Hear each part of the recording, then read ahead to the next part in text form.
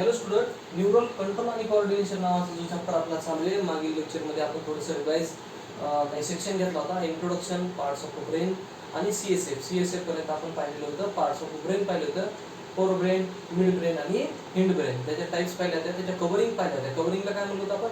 मिनिंजेस. आणि काही प्रश्नही विचारले होते काल तुम्हाला दोन, की पेरिफेरल नर्वस सिस्टमच्या कोणत्या दोन टाइप्स आहेत, त्याचा आन्सर मला द्यायचे तुम्ही.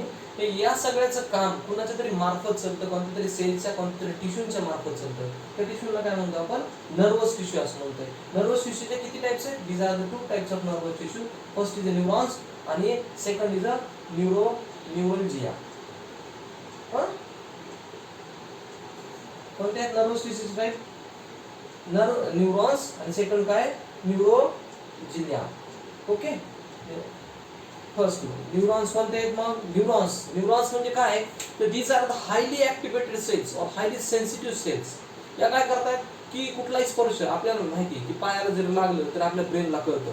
काहीतरी वळवळ करून जरी गेलं, एखादा किडू, साप असं वळवळ करून जरी गेला, खूप हलकासा स्पर्श जरी असेल तरी आपल्याला काय होतंय?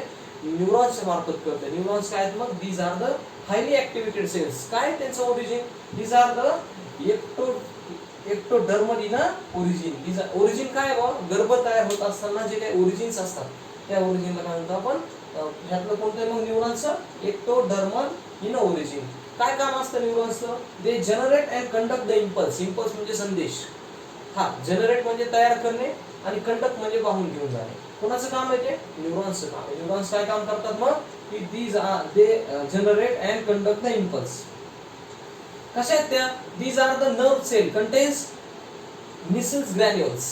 हे काय? निसल्स ग्रॅन्युल्स इथे डॉट डॉट डॉट डॉट जे दाखवले ना, ती लॉंग सेल्स असतात. These are the longest cells. त्या लांब सेल असतात. ठीक आहे. This contains Nissl's granules but they are not phagocytic. कशा आहेत मग त्या? सर फॅगोसायटिक म्हणजे गिळंकृत करणार आहे. आपण काही ह्युमन हेल्थ अँड डिसीज मध्ये चॅप्टर पाहतो, त्या चॅप्टर मध्ये पाहिलं होतं की गिळंकृत करणाऱ्या पेशी कोणत्या? इम्युनिटी मध्ये येतात ते टाइप्स ऑफ सेल्स. त्यामध्ये फॅगोसायटिक आणि नॉन फॅगोसायटिक. नॉन फॅगोसायटिक स्वतः काही गिळंकृत करत नाही. म्हणजे हे कशा आहेत मग? Non phagocytic. These are present all over the body. ह्या कुठे प्रेझेंट आहे?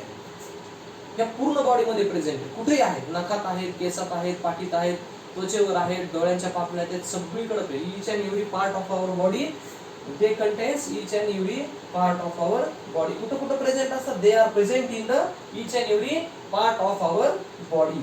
Centrioles and cell division is absent in this. ह्याच्यात काय मग?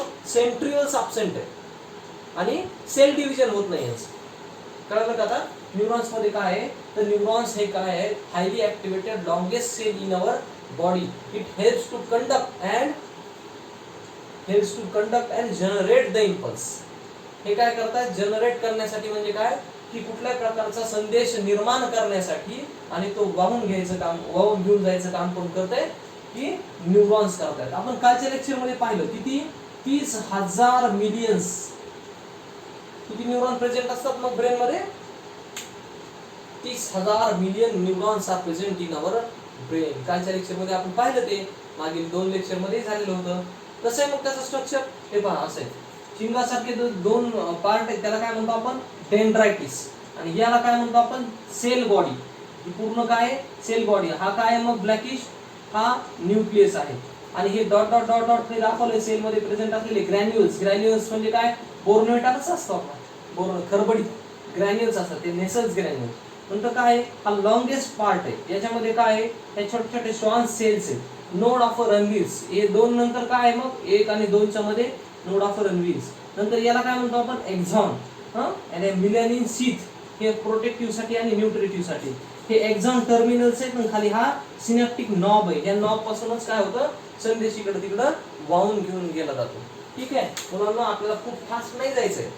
खूप फास्ट जाऊन ना सेंट्रल नर्वस सिस्टम काय फार समजणार नाही. ओके.